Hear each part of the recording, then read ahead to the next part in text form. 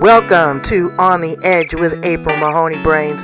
Here, this is the spot where the conversation is pointed, the guests are sharp, and the responses are never dull. Welcome home, Brains. There's only one requirement to hang out on the edge, is that you open your big brain and close your small mind. Did you bring your thinking caps? It's time to put them on, because the conversation starts now. Absolutely. Peace out. All right. All right. Oh, I'm so excited. Okay, hold on.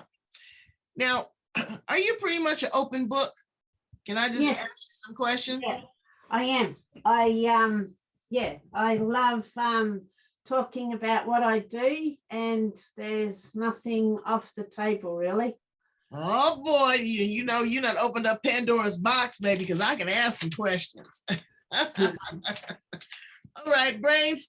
Here, I got excited with a postcard. I'll find it in a minute. You're on the edge with me and Lisa Drury. Do I see this right? Drury? Drury? Drury, yeah. Drury. Drury. Jewelry. Where you get that name from? Where's that from? Originated? My father, really. I'm not sure. There's not that many of us around, but yeah, Drury. All right. So, Ray, she's down in Australia. Where's the bird? You got to introduce the bird. Georgie. He's just had a shower. Come on, George. And so he's sort of got a fair bit of fixing up feathers to do now. Oh yeah, he's gonna come back, right? I want to talk to you about the bird though. But before we get started, Brains, she is a very unique individual, as we all are. But it's something about her moxie, something about her swag, that I just loved. You got an Australian white girl with dreads, number one, that has created this great thing called wait a minute, let me make sure I got this right. Geomancing? Yeah, geomancy is Geomancy. And so I want to talk about that. She makes drums. She's a healer. We have so much to talk about. This is going to be incredible. Help me welcome her to the edge. Lisa, how you doing? I'm great. Very happy to be here. Very excited, actually. Oh, I'm excited to have you. This is so good. Okay. And Brains, I want you to see her picture of her and the bird, Georgie, on the beach. It's one of my favorites. So let's dial back. Where you come from, girl? Who your people? I'm an Aussie girl, and I come from Victoria. So I did go over the border and landed in South Australia. And when I did that, from the synchronicities, I just fell in love with this place and knew I had to actually be here. So that's it. And like the universe just call you to this place, or just, was there a healing? What was it? Definitely the universe called me here. Synchronicity sort of happened. I ride a motorbike to April, and when I had met some people from South Australia in a Victorian festival, and they invited me to come over and stay, I decided to ride my motorbike over. And so I was going to stay for a little bit of time just to find out how things were for me. And I went and saw a friend of mine in Victoria, and she gave me a gift of a beautiful little silk bag for a tarot deck. And I thought that was strange because she knew I do geomancy, and I actually had a cloth and I use crystals on my cloth. But anyway, I accepted this gift with a lot of love, heartfelt thanks. And then when I arrived about 8 or 9 hours later, big ride, probably something like 700 kilometers later, oh, wow. there was the lady that I was staying with, she actually gave me a deck of tarot cards that had all of the crystals representing the different cards. Wow. So these two ladies didn't know each other. Wow. I knew that for sure. And so there was nothing more than my angels. Like, so one friend gave me a gift, my new friend gave me another gift of the cards. And so the third gift I received that day was from the universe, sort of saying to me, whatever it is that happens in South Australia, you're actually in the right place. Wow, that's synchronicity, you know? Yeah, absolutely. That's fabulous. Okay, so let's go to your hair, girl. Who be doing your hair? How you get them dreads? I have been doing them. My friends actually helped. 16 hours the first day to put my dreads in, and it took a couple of years to really get them right. But the reason why I put them in was because I was going around Australia as a gypsy in a caravan I actually spent 3 years on the road. Girl, you was a gypsy? Yeah. Oh, wait, we gotta talk about that too. And my hair is very fine, and I would have needed to wash it every day, maximum every second day. Otherwise, it just got so knotty. Like, I could plait it, but it would still get really knotty. And so I just figured to make it easier to do all the free camping that I wanted to do, to have my hair put into dreads. And it was something that I wanted anyway. So I think they look pretty good. Can't you do? But let me give people education on what dreadlocks really signify. I can't even say the word, girl. Signify in our culture. The locking of the hair is locking with God. No two people's individual dreads will ever look the same or grow the same. It holds your energy, it holds your power, it holds your force. In our Bible, Samson, once they cut his hair, they cut his strength. And so the locking of the hair is just like women that get their hair cornrowed. It's a art form. It's something to be taken very seriously. So I thank you for honoring the tradition. But you know, you can't wash them every day. Girl, I send you some stuff. I'm gonna send you some stuff for your locks. You're gonna love. They're gonna be like just curly and easy breezy. So you were a gypsy. Ooh, that's sexy. Tell me about that. 3 years I actually spent on the road, and most of it was free camping, which meant that I didn't go into caravan parks. Now, Adelaide is something like 29 hours from the Perth. And so the WA border is probably about 800-900 k's east of Perth. And it took me and my partner 8 months, well, actually one day under 8 months to get there. And we didn't actually go down the York Peninsula. We only went on the Eyre Peninsula. So that if we found a spot that we had wood that we could burn in our campfires to cook on, and knew where water was and felt protected, we and fishing, of course, so spent most of the time on the coast. Were you naked and afraid? Not afraid, but yeah, definitely naked. And then you know what, you were living off the grid. Oh my God. Yeah, that's outrageous. You know, not really. I don't mean that in a negative way. I mean that in an adventurous type of way. You know, that's special to do that, because, girl, I need a 5-star hotel. Well, I need, you know, room service, all that. I've tried the wilderness one time. Let me see. I've been camping. I take that back. But just to really kind of live off the land, I admire you. Now, is that because you are, you know, born and raised Australian?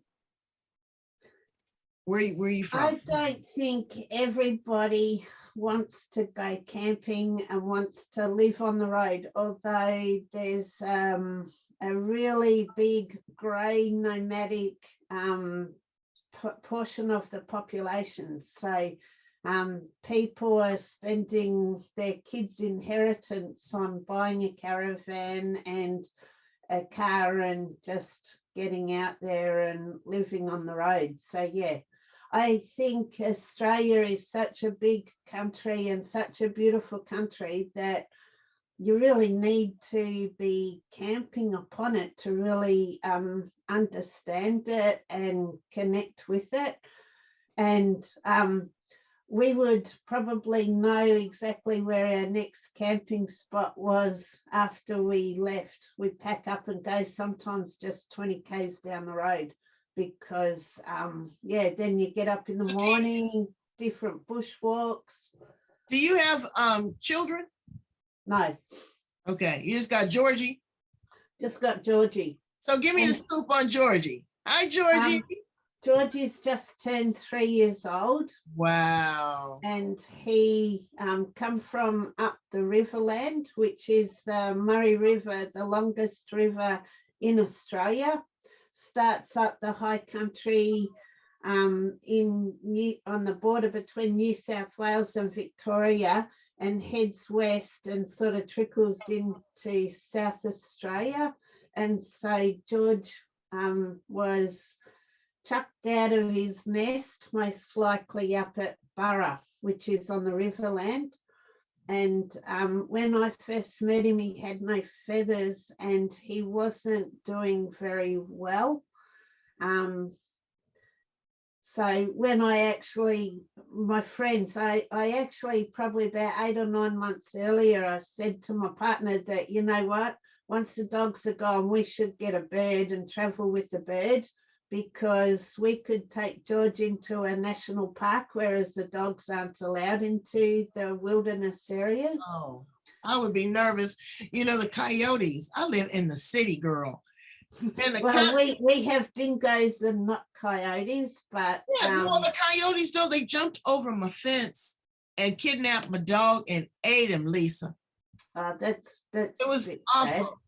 Yeah. It was just awful. So, you know, Georgie, at least he got feathers, he can fly away. But you have to watch predators, all kind of predators. And you help people with that because you have an intuitive side. Let's move into more of what is, I gotta say it right, geomancing and the stones and the crystals. Tell me a little bit about your gift. Would you like me, how do I change my camera? Hang on. Yeah, look, I shall try this out. There you go. Okay. So this is the medicine wheel. You'd probably think it's a little bit strange seeing a southern hemisphere medicine wheel. Can you see that? Yes, I got it on blast, baby. We can see it. So we have earth in the south here, and we have fire in the north. They're the main ones that change. So I actually embroidered the medicine wheel. Georgie just tipped that over before. I embroidered the medicine wheel because everything I was reading in the 1980s actually came from the Northern Hemisphere. And every time I was amazed by the whole philosophy of how to use the medicine wheel to connect back to your heart. Okay.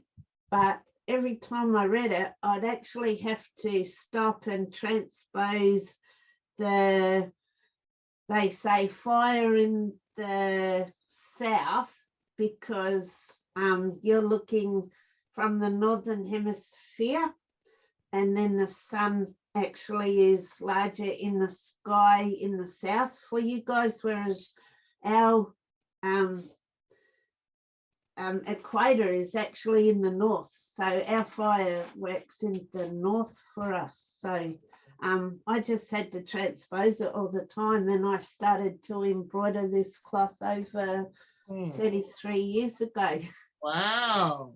And look at that. I sort of started it basically so that I could work with the Viking rings as well. Okay, I'm not hip to what are Viking rings? Rings? Is there something you do? I ain't gonna say that. Okay, Viking wheels. Okay. So Viking rings, they actually were around before the written word. Can you actually see them? Yes. They're just different symbols. Okay. They were around before the written word, and they've all sort of got a story. There's like a journey through life by using the runes. You can, they write poetry and all that sort of stuff. Yeah. So I actually made the cloth because I wanted to look at all of the different runes in the different elements. Right. Just, yes, to actually understand them a bit more, understand my life a bit more, and I'm utilize the medicine wheel. I'm missing it. The medicine. I'm not getting it, Lisa. Okay. So you know fire. Right. I'm a fire sign. Yeah. Okay. Well, that to me represents our spirit. Okay. And then the tool of fire is the wand. So the wand, like abracadabra, whatever it is that you want to manifest, okay, you use a wand. Okay. Then air, you can't touch air. Right. So air represents your intellect and your spoken words. Like you can't touch your thoughts, you can't touch your words. So that's where air, the element of air comes in. So that's actually, the way that you think and speak. Okay. It's representing sunrise here, and that's actually like the dawning of ideas and stuff like that. And then earth is with the pentagram, and that's physical. It's our head, our arms, and our legs. The tool of air is the sword, and the tool of earth is the pentagram, which can represent a coin. Okay, Georgie's about, here's a rat bag. Okay. So, and then you have water, which represents your emotions. And so when you can come to the center of the medicine wheel, when you have fire, air, earth, and water, all of the elements in balance in your life, well, that to me is a connection with the Great Spirit. You are fully embodied within your soul. Well, that's a lot of work. Yeah, absolutely.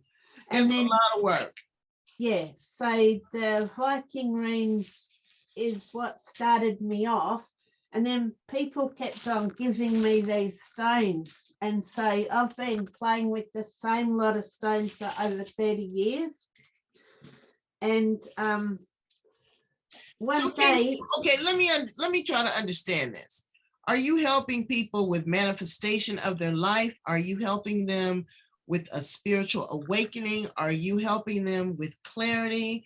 Clarity, and a spiritual awakening.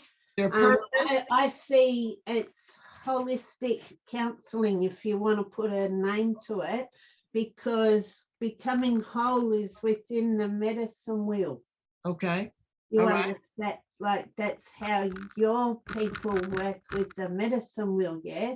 Like to understand self and know yourself Where does the medicine wheel, I'm sorry, derive from? Is that a Aborigines thing? Is it a Native American? No, I believe it's Native Americans use the medicine wheel.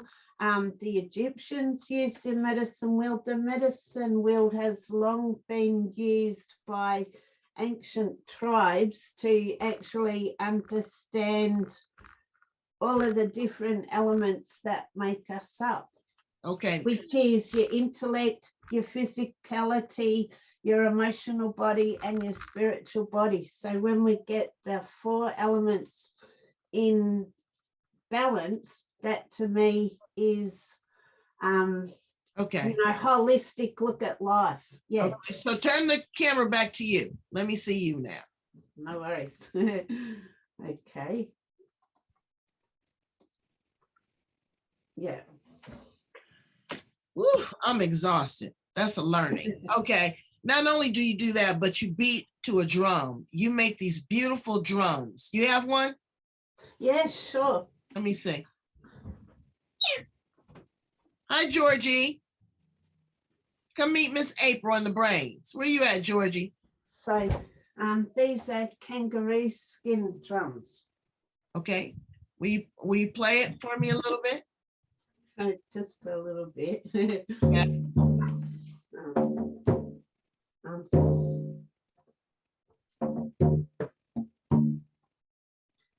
Sorry, I'm a bit nervous actually. Yeah, but I like it. Girl, I'm telling you, I have a didgeridoo. Where's my didgeridoo? Yeah, I got a drum. We could beat. Yeah, I have a drum circle. You guys have drum circles there? We do, yes. You know what we should do? We should get together and I should do some spoken word poetry. You should play and I do some poetry. We'll hook it up. Sounds like great fun.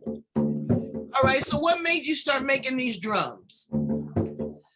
I was intending on working for myself with my geomancy readings. And as soon as I started the business up early last year, or actually late in 2019, then COVID-19 shut down a lot of the psychic fairs that I attend with my runes and my medicine wheel cloth with my geomancy readings. And so my mentor suggested that I pivoted. And what I also love to do is work with the rawhide. To me, it's just absolutely beautiful. And so, yeah, that's sort of why I pivoted into teaching other people how to make their own spiritual tools. I believe that you got like an earth stroke right in the center. You got water stroke, you got fire stroke, and then George does most of the air stroke, which is sort of just that. Oh wow! Sort of sound. So, to me, the drum has all the potential to have all the elements of the medicine wheel as well. So, I think doing geomancy is multi-leveled, and there's a lot of understanding that has gone into it from an intuitive point of view over 30 years for me. Whereas if you make your own drum, you can actually. Well, let me ask you this. Has being a free spirit encouraged your geomancy, finding yourself? Does that make sense, my question? Absolutely. Yeah, it was definitely something that I have been intuitively guided to create. So yes, it's that connection with spirit that has really helped me do what I do, and trusting that, like the synchronicity that showed up on the day I came to South Australia. That happens in all areas of my life. So yeah. Wow. So it always comes together. Well, what does your partner say about all this? We're not together anymore. Oh, I'm scared of that. I just couldn't take it. It was too heavy to carry. I get it. I get it. You got to have somebody you're evenly yoked, you know, because it can be difficult. So what do you do for fun and recreation? So you go out there on the beach. Girl, I love that picture. That ocean is just beautiful. I've been to Australia. You guys have a lot of beaches out there. Do you swim? Do you do these fabulous retreat workshops where women get together? And I'm over exaggerating, brains, because I like to have fun. But you're out in the woods and you're naked and afraid with a bonfire, and you have these drums and you're screeching like fairies, and your hair is long and nappy and your feet are dirty. Are you in your element at that point? Yeah, I absolutely love it. So George and I went camping, well, swagging it down the peninsula, Fleuro Peninsula, a bit further south from me now, on Friday night, and he's in his cage in the car, and I actually get to swag on the ground, watching the stars, playing beside the bonfire. So yeah, it's so what do you want?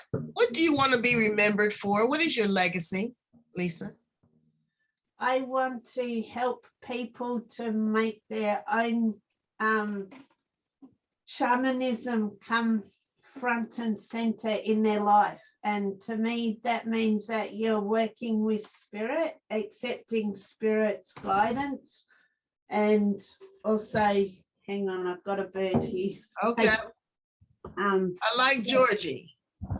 So I just really want to be able to help people say that you don't need to do a course or learn what other people do. You just really need to follow your own heart, your own intuition. And yeah, we all have the ability to connect with spirit. And that, to me. What do you mean by spirit? An energy, a force. So I'm a geomancer. So geo means the earth, and mancy is divination. And so to me, there's many ways to divine from the earth, and all of humanity is actually part of the earth as well, and all of the critters and all of the plants. And so to me, life is soul or God or whatever you want to call it. That's what I call spirit. And so if we want to access spirit to know what our next steps are, that's actually what I would like my legacy to be, is to actually help other people be confident, following their own heart's song, really. Wow. You got a big undertaking there, sister. You do. And so, okay, in your travels, you hang out with the Aborigines because you're deep in your culture. You know, again, everything about you, your look, your mannerisms, your vibe, the bird, you know, all of that speaks to somebody that's very earthy. Okay, but what's your relationship with the Aborigines? I have a great amount of respect for them. I have a real problem with our culture and the inherent racism that they actually face. It's really quite difficult for all of us. But the Ghana tribe, which is land that I'm on, they've just been giving back land maybe 2 kilometers up the road to Washpool. So I'm actually part of the Trabuki dreaming, and I would really hope that Aboriginal people find it in their heart, which they do, to open up more of their stories to the, the mainstream Australian people. So yeah. Well, you know what? You can only make your story heard if people want to hear it. And yes. The memo I got is that it wants to be suppressed and submerged all over the world. It's not just in Australia. They want to punch down on the brown. And that ain't right. That's right. Because we are, whether you want to believe it or not, the indigenous people of the planet, be it Native American, African, indigenous, you know. Actually, so's the white tribe as well. I always, when I do say stuff, I try to put white and black and red and yellow. They're the colors that I like to use for my shamanic tools on the drums and stuff. And everybody is equal. So the yellow is the Asian tribes from the east, and they work with air. So their breath is really important in their meditations. To me, the Native Americans are the red people, and they have such connection. Yeah, I believe that my spirit guide is from Native America. What's your spirit animals? I know my spirit animals. Kangaroo. When I started working with Drury Blackmore, and she asked us to do a meditation within the galactic moon meditation one time. I did that with her, and she had me on the back of a damn dragon. Yeah, for sure. I was on one, okay? I was up and down, and she said, "You're going down, down, down." I was like, what in the world is this? And I loved it. So I'm still trying to think about it. That, yeah, she could take you to a far out place, man. She does. And I was exhausted. I had to go to sleep after that. I was tired. So at the volcano that she takes you to, where inshallah the tree of life is, she asked us this time to look for our spirit animal. And then first of all, I got a George is doing something naughty. Look at that. You got to discipline a bird like you discipline a kid. And he talks back too. Absolutely. So anyway, I asked about doing my drums, and I got a grey kangaroo, mother grey kangaroo, and she basically told me that I want to take little steps, that it's too much trouble, take big leaps forward, really. She's saying much easier. That's how she travels. Wow. So that's why it's actually higher vibration, the skin, using the kangaroo skin. And then she moved away, and I saw a yellow, a yellow-footed wallaby from Uluru around the Central Australia. And he basically told me, he goes, dive, like commit to your jump, and you can't go backwards, really, is what he was saying. And then I saw the cutest little face, another mammal, and I had to look it up in the book, and that was a beetong, a little rat kangaroo. Oh, and Lord. So when I looked up, and I'll be honest with you. When I came to Australia, I'm not a fan of kangaroos anymore. They were just overwhelming, and no, maybe not my favorite animal. But my spirit animals are an elephant and an owl. Okay. And I was given that by a Native American shaman woman in Yosemite Park here in California. It was awesome. She gave me a little ceremony, and she said, brushed me with sage and blessed me. It was just awesome. And I have always had elephants. I have one, you'll see him in some of the promos that I do. His name is Moose. He's fake to other people, but he couldn't be more real to me. So thank you so much for being real and, sharing all of that good stuff. Oh, I got one other question for you. What you think about this COVID-19 stuff? You out there just in the wilderness. What are they saying out there? My personal take on it is that it's probably genetic. I believe it was man-made to help keep humanity in fear, and we need to just keep above our fear and keep ourselves healthy and well. I grow my own fruit and veggies, just you don't need to worry about it. It's as much as the flu as anything else. I just believe it's genetic. They're trying to engineer us genetically. That's right. And beat your drums, brains. Indeed. That's all you got to do is sit back and just enjoy. Right. Well, thank you so much. I enjoy you. Sending you love and light, my sister. And all the brains too. So thank you very much, April. All right. Bye, brains. See ya. See ya, Georgie. Hey, Georgie. He's doing his thing. He's cute. He is. Oh, look at that. There you go. As we close, I want to just thank you so much, because this has been a learning for me. I had never heard of geomancy. We talked about it a little bit, and so thank you for showing us the medicine wheel. Now I'm up on game. I know what's going on. Yes, so I actually do pretty wonderful readings online as well with the medicine wheel. Oh, so, really? Well, tell my brains how to get in contact with you. Hold on. So my website is www.geomancingthestone.com, which is a little play on words in that geomancy is how to do divination using the earth, and the cloth and my runes all come from the earth and represent the earth in different ways, multi-dimensional ways.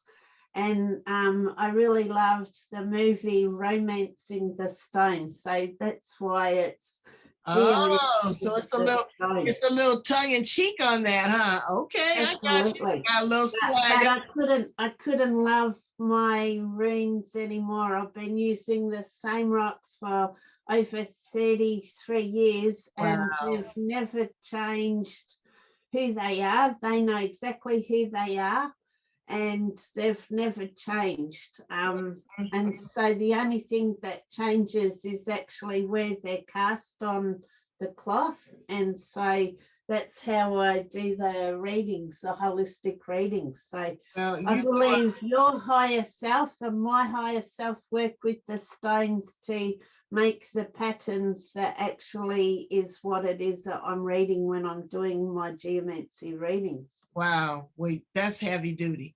And Georgie, I heard that birds, I want to go back to him before we leave, give him his 15 minutes of fame, 5 minutes of fame.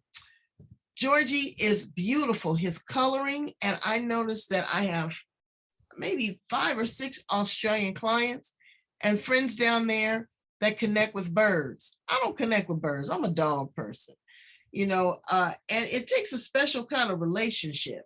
And those birds can live a long time. One of my guests' birds lived 42 years. He's still living. Yes. I think he's going to inherit the house for sure. Wow. Do you have to clip his wings? He won't fly away, and He has. He actually flew away. I missed him for 8 days. So he flew up to our local hotel, the Victory Hotel. It's called in Selleck's Beach. And then he landed on someone's shoulder. He got kicked out of the bar, as you do. And then he landed into the car park, and this lovely lady took him home. And a local group bird rescue for the pet birds actually picked him up, and through social media I got him back after 8 days. So, what a love story. He was gone maybe free for 1 hour, and the rest of the time he was trying to get his way back to me. I bet you won't do that no more, will you, Georgie? No, he has. He does. He flies away, but I've just been lucky enough to get him back. And that's his intention as well as mine. I can see him in my third eye, like flying back to me, really. A big smile on his face. It's all telepathic. Well, thank you so much for being here on The Edge, Brains. We take you everywhere you need to go, and teach you what you don't know. Right here. Thank you so much, Lisa. You have been so much fun. I appreciate you. Come on back. I got my fingers wrong. And see us again. Brains, go in and subscribe to the YouTube channel, please. I'm trying to raise those numbers. Really? Okay, I'm on LinkedIn, I'm on Twitter, I'm on Facebook, I'm everywhere you are. Bye, Lisa. Bye, Georgie. Thank you so much. Thank you. I think he's he's still clean of feathers. Well, thanks very much, April.